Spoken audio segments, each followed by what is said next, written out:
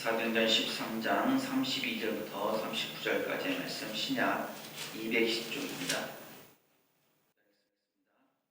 우리도 조상들에게 주신 약속을 너희에게 전파하노니 곧 하나님이 예수를 일으키사 우리 자녀들에게 이 약속을 이루게 하셨다 함이라. 시편 둘째 편에 기록한 바와 같이 너는 내 아들이라 오늘 너를 낳았다 하셨고, 또 하나님께서 죽은 자 가운데서 그를 일으키사 다시 썩음을 당하지 않게 하실 것을 가르쳐 이르시되 내가 다윗의 거룩하고 빛부른 살을 너에게 주리라 하셨으며, 또 다른 시편에 일렀으되 주의 거룩한 자로 썩음을 당하지 않게 하시리라 하셨느니라. 다윗은 당시에 하나님의 뜻을 따라 섬기다가 잠들어 그 조상들과 함께 묻혀 썩음을 당하였으되 하나님께서 살리신 이는 썩음을 당하지 아니하였나니, 그러므로 형제들아 너희가 할 것은 이 사람을 힘입어 죄사함을 너희에게 전하는 이것이며, 또 모세의 율법으로 너희가 의롭다 하심을 얻지 못하던 모든 일에도 이 사람을 힘입어 믿는 자마다 의롭다 하심을 얻는 이것이라. 아멘. 한 주간 잘 지내셨습니까? 우리 옆에 분들과 한번 인사하죠. 잘 지내셨습니까? 반갑습니다. 오늘은요 좀 어려운 이야기를 하려고 합니다. 삶과 죽음에 대한 얘기입니다. 엄밀히 말하면 죽음에 대한 얘기이긴 한데, 사실 우리가 살아가면서 언제 어떻게 죽을지 알지 못하기 때문에 죽음에 대해서 얘기하는 게 쉽지 않습니다. 그래서 오늘 제목에 있는 것처럼 우리가 어떻게 살아야 할 건지에 대해서 함께 생각해 보려고 합니다. 본문은 바울과 바나바가 피시디아 안디옥이라는 요즘 이제 현대로 하면은 터키 지역인데요. 그 지역에서 복음을 전했던 그런 내용의 일부입니다. 유대인의 회당에서 유대인들과 또 하나님을 경외하는 사람들을 향해서 바울이 설교한 내용이죠. 그 내용들은 이렇습니다. 하나님께서 이스라엘 백성들을 애굽 땅에서 인도하여 내셨다라는 것, 그리고 광야 40년 동안 하나님께서 이스라엘 백성들을 돌보시고 보호하셨다는 내용, 그리고 가나안 땅에 정착해서 사무엘 사사까지 쭉 이끄셨다는 내용, 그리고 이스라엘의 초대왕으로 사울을 세워서 통치하도록 했다는 내용, 그리고 그 다음 이어서 다윗이 이스라엘의 왕에 대해서 통치했는데 그 사람이 하나님의 마음에 맞는 사람이었다라는 내용, 그리고 그 다윗의 후손으로 예수님께서 이 땅에 오셨다는 것과 함께 예수님께서 죽으셨다가 부활하셔서 우리의 생명이 되시고 우리의 구원이 되신다라는 그런 내용들을 담고 있습니다. 그리고 예수님의 부활에 대해서 우리가 증인이다라는 것이 오늘 말씀의 내용입니다. 우리도 익히 잘 알고 있는 내용들이죠. 그 가운데서 오늘 본문 읽었던 내용은 이 부분을 얘기하고 있습니다. 다윗의 죽음과 예수님의 죽음이 다르다는 거죠. 아주 쉽습니다. 다윗은 죽어서 썩음을 당하게 되었지만 예수님은 죽었지만 썩음을 당하지 아니하시고 부활하셨다라는 것을 얘기하고 있습니다. 이것은 무엇을 얘기하냐면 바울의 복음에 있어서 예수님의 부활이 가장 중요한 핵심적인 내용이다라는 것을 말씀하는 거죠. 그런데 사실 오늘 제가 보고자 하는 것은 이 말씀들을 쭉 보는 것이 아니라 그 가운데서 한 구절에 집중해서 보려고 합니다. 그것은 바로 다윗의 삶과 죽음에 관한 내용입니다. 성경은 다윗에 대해서 이렇게 평가합니다. 본문 36절 말씀인데요. 36절 말씀 한 목소리로 함께 읽습니다. 다윗은 당시에 하나님의 뜻을 따라 섬기다가 잠들어 그 조상들과 함께 묻혀 썩음을 당하였으되, 다윗이 목적에 의해서 움직인 사람이었다라는 뜻입니다. 본문을 조금 더 풀이해서 보면 이렇게 됩니다. 다윗은 자기 세대에 하나님의 뜻, 하나님의 목적, 하나님의 계획에 따라 섬기다가 죽었다라는 말입니다. 이 말이 비문에 새겨진다면 어떨까요? 이보다 더 위대한 비문은 없을 것입니다. 아무개는 일평생 동안 하나님의 뜻, 하나님의 목적을 따라 섬기다가 여기에 잠들었다. 이 말이 여러분의 묘비에 새겨졌다고 한번 생각해 보십시오. 여러분이 죽고 난 다음에 그 묘비에 그는 자기 세대에서 하나님의 목적을 따라 섬겼다 라는 글이 새겨진다면 어떻겠습니까? 정말 귀한 일이지 않겠습니까? 그런데 표정을 보니까 별로 마음이 안 드시는 것 같습니다. 이런 구절들이, 이런 말들이 새겨지기를 혹시 바라시는 건 아니겠죠? 그녀는 너무 예뻤다. 그녀를 모르면 간첩이다. 그는 패션에 첨단을 걸었다. 혹은 다른 차원으로 그는 기부천사였다. 물론 이런 내용들도 비문의 묘비에 쓰여질 수도 있을 것 같습니다. 하지만 그것들은 뭔가 부족해 보입니다. 왜냐하면 우리 인생에 있어서 하나님이 함께하지 않으면 그 인생은 그다지 유익하지 않기 때문입니다. 성경에서 다윗의 삶을 살펴보면 언뜻 보기에는 아름다워 보이고 참 소중해 보이고 귀해 보이는데 실제로 그렇지는 않았습니다. 실상을 살펴보면 이렇습니다. 왕이 되기까지에는 장인어른을 자기를 잡으려고 하는, 자기를 죽이려고 하는 장인어른을 쫓겨 살아야만 했고, 왕이 되어서는 선지자의 책망을 들었습니다. 그리고 노년에는 자기 아들의 배반으로 인해서 어려움을 겪기도 하고 모욕을 당하기도 했습니다. 참 그 인생이 그렇게 복되다, 아름답다, 귀하다라고만은 할 수 없었다라는 얘기입니다. 그런데도 불구하고 그런 우여곡절을 겪으면서도 그런 삶을 살았음에도 불구하고 다윗에 대한 하나님의 평가는 당시에 하나님의 목적, 하나님의 뜻에 따라서 하나님께 원하는 삶을 살았다라는 것입니다.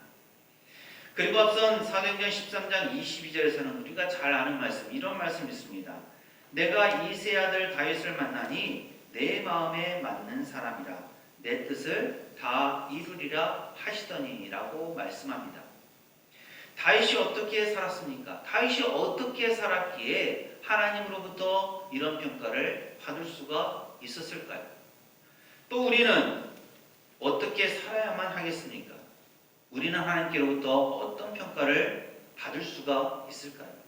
오늘 말씀 속에서 살펴보려고 하는데요. 다윗의 삶은 우리가 두 가지로 생각해 볼 수가 있습니다. 그 첫 번째는 무엇이냐면 하나는 하나님의 목적에 따라 살았다라는 점입니다. 목적과 목표는 같아 보이지만 다른 말들이죠. 물론 결과가 같을 수도 있습니다. 하지만 이 미세한 차이가 전혀 다른 결과를 가져오기도 합니다. 목표는 어딘가를 갈 때 도달하려고 하는 그런 지점을 말하는 반면에 목적은 가는 방향을 말합니다. 그래서 목표와 같은 말은 목적지가 맞을 것 같습니다.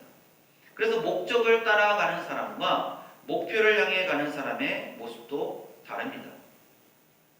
목표 중심적으로 사는 사람은 그 과정 안에서 벌어지는 일들을 별로 중요하게 생각하지 않습니다. 결과만을 중요시합니다. 다른 것들은 별로 개의치 않습니다. 뭔가를 이루고 뭔가를 성취하려면 물불을 가리지 않습니다. 결과가 중요하기 때문에 목표를 달성하기 위해서 오직 그것에만 집중합니다. 그리고 목표를 달성해야만 비로소 보람을 느낍니다. 반면에 목적을 따라 사는 사람은 어떻습니까? 그 순간순간을 소중하게 여깁니다. 물론 결과도 중요하지만 그 과정도 잘 살펴보게 되는 것이죠. 과정을 무시할 수는 없습니다. 그래서 이런 사람에게 잘 맞는 말은 천리길도 한 걸음부터 라는 말일 것입니다. 천리길을, 먼 길을 가기 위해서는 물론 큰 것을 계획하고 큰 것을 따르는 것도 좋지만 그 순간 내딛는 한 걸음 한 걸음이 소중하고 그 한 걸음 한 걸음이 모여졌을 때 천리길을 갈 수 있다라는 그런 말입니다. 잠언 16장 9절은 이렇게 말씀합니다. 사람이 마음으로 자기의 길을 계획할지라도 그의 걸음을 인도하시는 이는 여호와이시니라. 지난해 전 세계를 휩쓸었던 우리나라 영화가 있습니다. 어떤 영화죠? 기생충이죠. 그 기생충이 여러 가지 유명한 대사들을 많이 남겼는데요. 그 중에 이런 대사가 있습니다. 아들아, 너는 계획이 다 있구나. 보셨습니까? 들어보셨어요? 네. 물론 사람은 살아가면서 계획을 다 세웁니다. 그리고 영화를 보면 물론 마지막엔 좀 바뀌지만 그 중간중간 보면 계획대로 잘 진행되어 가는 것처럼 보입니다. 그런데 사실 우리의 삶을 바라보면 그렇지 않습니다. 현실은 계획대로 잘 되지 않는다라는 얘기죠. 계획과 어그러지는 경우들이 많이 생깁니다. 그래서 잠언 말씀은 우리에게 중요한 큰 교훈을 주는 것입니다. 나의 뜻과 나의 생각과 나의 계획이 있다 하더라도 그 걸음을 내가 움직이는 것이 아니라 하나님께서 나의 걸음을 이끌어 주신다, 인도해 주신다라는 말씀입니다. 하나님께서 나의 걸음을 인도하신다는 그것을 믿고 한 걸음 한 걸음 내딛는 것이 중요합니다. 나의 걸음을 인도하시는 하나님을 온전히 알게 될 때 비로소 나를 향하신 하나님의 뜻, 하나님의 목적을 우리가 발견할 수 있게 됩니다. 그렇다면 하나님의 목적은 과연 무엇일까요? 오늘날 교회를 향하신 하나님의 목적은 우리 모든 그리스도인에 대한 하나님의 목적이기도 합니다. 교회의 목적, 교회의 사명은 크게 5가지로 요약돼서 얘기할 수 있습니다. 예배와 교육과 전도와 봉사와 교제입니다. 이 5가지 틀 안에서 교회는 움직여갑니다. 마찬가지로 우리 그리스도인의 삶도 이 5가지 틀 안에서 움직여 가야 합니다. 그래서 그리스도를 따르는 개인들로서 우리는 우리의 삶을 예배를 위해서, 또 사역을 위해서, 전도를 위해서, 또 교육과 훈련을 위해서, 그리고 교제를 위해서 사용해야 합니다. 그와 더불어서 물론 이렇게 큰 틀 안에서 우리가 해야 될 일들도 있지만 우리 각자 개개인의 하나님께서 우리를 부르신, 우리를 이끄시고 우리를 인도하신 하나님의 목적을 분명히 알아야 합니다. 나를 이곳 가운데 부르시고 보내시고 세우신 이유, 즉 하나님의 목적은 과연 어디에 있는가? 이것을 아는 것이 중요합니다.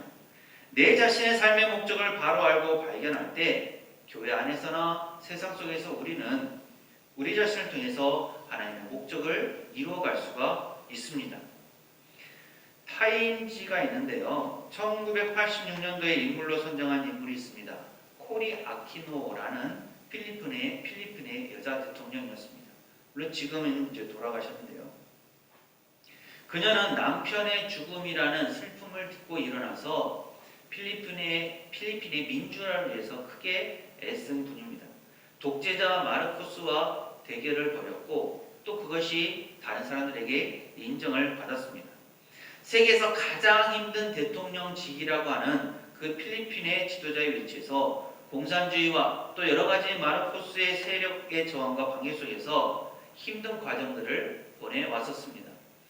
그런데 코리는 타임지와의 회견에서 이런 말을 했습니다. 하나님은 우리들 한 사람 한 사람에게 목적을 가지셨습니다. 하나님이 나에게 주신 목적이 무엇인지를 깨닫는 것은 가장 중요한 것이며 이것이 인간을 가장 행복하게 합니다. 여러분은 여러분 자신을 향한 하나님의 계획과 하나님의 뜻, 하나님의 목적을 잘 알고 계십니까?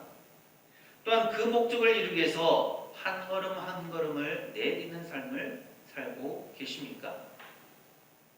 아직 자신을 향한 하나님의 뜻과 목적을 잘 모르는 분이 계시다면 전심으로 주님 앞에 매달려서 기도함으로 하나님의 뜻과 목적을 발견하시기를 바랍니다. 그리고 그 뜻과 목적에 합당한 삶으로서 하나님의 영광을 드러내실 수 있기를 바랍니다. 바로 하나님의 뜻, 하나님의 목적을 알고 하나님의 목적에 따라 살았던 것이 바울의 삶이었습니다. 다윗의 삶이었습니다. 그리고 또 하나 다윗이 어떻게 살았는가를 살펴볼 때 우리가 보게 되는 것은 다윗이 자기 세대의 삶을 살았다라는 점입니다. 본문 36절 말씀인데요. 우리 다시 한번 읽어보도록 하겠습니다. 본문 36절입니다. 다윗은 당시에 하나님의 뜻을 따라 섬기다가 잠들어 그 조상들과 함께 묻혀 썩음을 당하였으되, 당시에라는 거죠. 어쩌면 이 말은 당연한 것인지도 모릅니다. 자기 세대에 안 살 수는 없지 않겠습니까? 하지만 다윗에 대한 이 내용은 앞서 말씀드린 목적에 따라 사는 것과 함께 아주 중요한 의미를 담고 있습니다. 그는 당시에, 즉 자기 세대에서 하나님의 목적을 따라 섬겼습니다. 사실 우리는 우리 세대에서밖에 하나님을 섬길 수가 없습니다. 우리는 오직 우리 세대에서만, 우리 자신의 세대에서만 하나님을 섬길 수 있습니다. 영화나 드라마에서처럼 타임머신이나 타임캡슐 이런 것들이 생기면 혹시 모를까?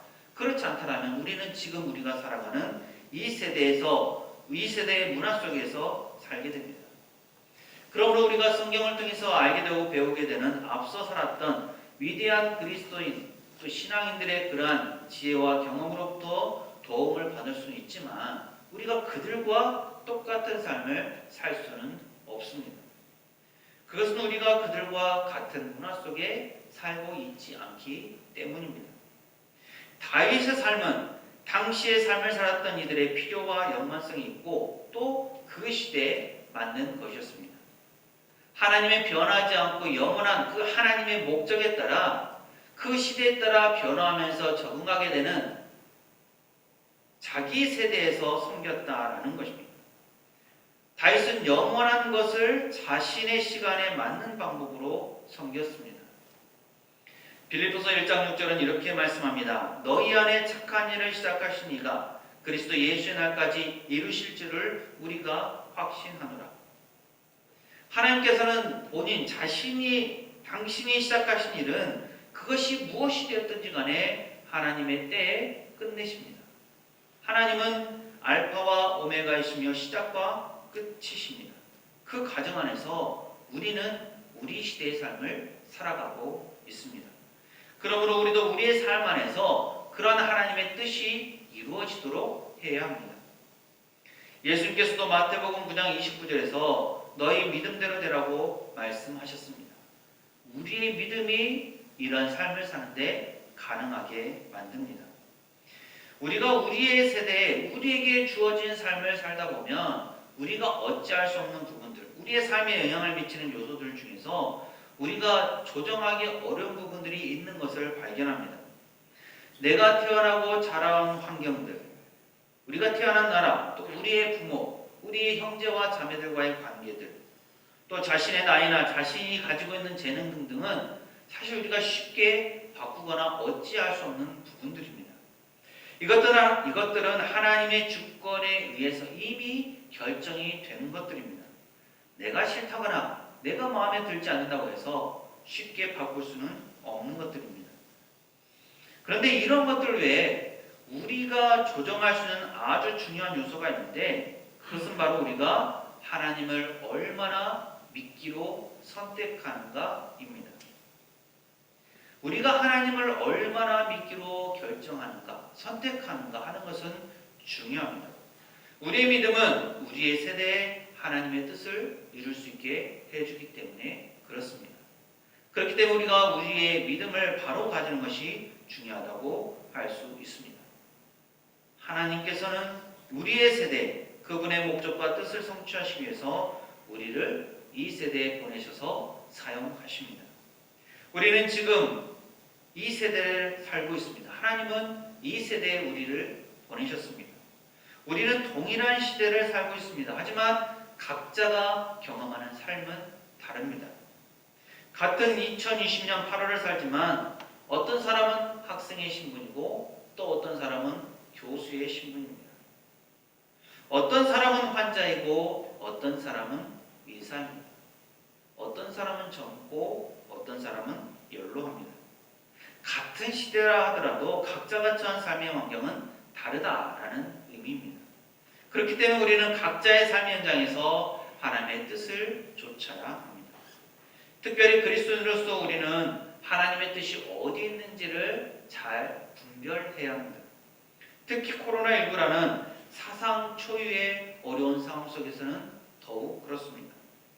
무엇이 하나님을 위한 것이고 무엇이 공동체를 위한 것이고 무엇이 교회를 위한 것이고 무엇이 자기 자신을 위한 것인지를 잘 분별해야 합니다. 로마서 12장 2절은 분명히 가르칩니다. 너희는 이 세대를 본받지 말고 오직 마음을 새롭게 함으로 변화를 받아 하나님의 선하시고 기뻐하시고 온전하신 뜻이 무엇인지 분별하도록 하라. 지금 이 세대에 하나님께서 우리를 통해서 원하시는 것, 하나님의 선하시고 기뻐하시고 온전하신 뜻이 무엇인지를 분별해야 합니다. 이것을 위해서 하나님의 지혜가 필요하고 하나님의 분별력이 필요합니다. 단순히 내가 생각하는 지식과 경험과 그런 것들만을 가지고 이 시대 또 나의 삶을 판단해서는 안 됩니다. 하나님께서 주시는 지혜를 가지고 하나님의 분별력으로 판단할 수 있어야 되고 또 그런 것을 통해서 이 세대의 삶을 지혜롭게 살아가야만 합니다. 예전에 읽었던 영혼을 위한 닭고기 스프라는 책 중에 이런 이야기가 있습니다. 한 어린 소년이 그림을 그리고 있는데 교사가 다가와서 말했습니다. 참 재미있는 그림을 그리고 있구나. 그런데 무엇을 그리고 있는지 나에게 말해줄 수 있겠니? 그러자 그 아이가 대답을 했습니다. 저는 지금 하나님을 그리고 있는 중이에요. 교사가 놀라서 물었습니다. 하지만 하나님이 어떻게 생겼는지는 아무도 모르는데? 그러자 그 아이가 이렇게 대답했습니다. 이제 내가 이 그림을 완성하고 나면 모두가 알게 될 거예요. 우리가 죽었을 때, 우리의 신앙과 삶의 그림이 완성되었을 때 우리는 그 안에서 무엇이 발견되기를 원할까요? 여러분은 어떤 그림이 완성되어지기를 원하십니까? 그 안에서 하나님이 발견되실 수 있을까요? 우리에 대한 하나님의 평가는 과연 어떻게 내려지겠습니까? 만일 우리의 세대, 우리를 향하신 그 하나님의 목적과 뜻을 알고 행한다면 하나님은 우리를 통해서 하나님의 영광을 드러내실 것입니다. 혹시 여수의 애학원을 아십니까? 가보셨습니까? 한센병 환자들을 위해서 손양원 목사님이 섬기셨던 그런 곳입니다. 그곳 여수 성산교회 앞 잔디에는 사랑의 원자탄이라고 사랑의 사도라고 불렸던 고 손양원 목사님의 순교 기념비가 있습니다. 그분도 오늘 말씀에서의 다윗처럼 당시에 하나님의 목적과 뜻을 따라 섬긴 귀한 분이라고 알 수 있습니다. 그 기념비 뒷면에 이런 글이 새겨져 있는데요. 그 기념비의 내용을 읽으면서 오늘 말씀을 마무리하려고 합니다. 그의 생일은 중생한 그날이었고 주소는 주님의 따뜻한 품속이었다. 그는 기도로 호흡을 하시고 성경으로 양식을 삼으시며 전도로 일을 삼으셨다. 그의 신앙은 십자가와 천국이었고 생활은 희생의 제물이었다. 유유하게 흘러오는 구름 타시고 양양한 남쪽 바다 물결을 건너 천천만 천군천사 거느리시고 어린 양 우리 주님 다시 오시는 천사장 나팔 소리 들릴 때까지 목매간 잊지 못할 애양한 동도 앞세운 두 아들과 나란히 누워 고요히 잠드시라 편히 쉬시라. 기도합니다.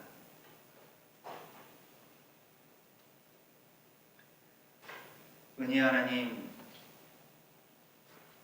저희가 오늘도 살아 숨쉬게 하시고 하나님의 말씀을 듣게 하시니 감사드립니다. 또한 하나님의 목적을 따라 이 세대에 살게 하심을 감사드립니다. 저희가 지혜롭게 하나님의 뜻을 분별하면서 하나님께 영광 돌리는 삶을 살게 하옵소서. 저희로 말미암아 하나님의 영광이 가리우지 않게 하옵소서. 하나님의 마음에 맞게 순종하는 저희 모두가 되게 하옵소서. 예수님 이름으로 기도합니다. 아멘. 지금은 우리 주님 예수 그리스도의 은혜와 아버지 하나님의 무한하신 사랑하심과 성령님의 충만 교통하심,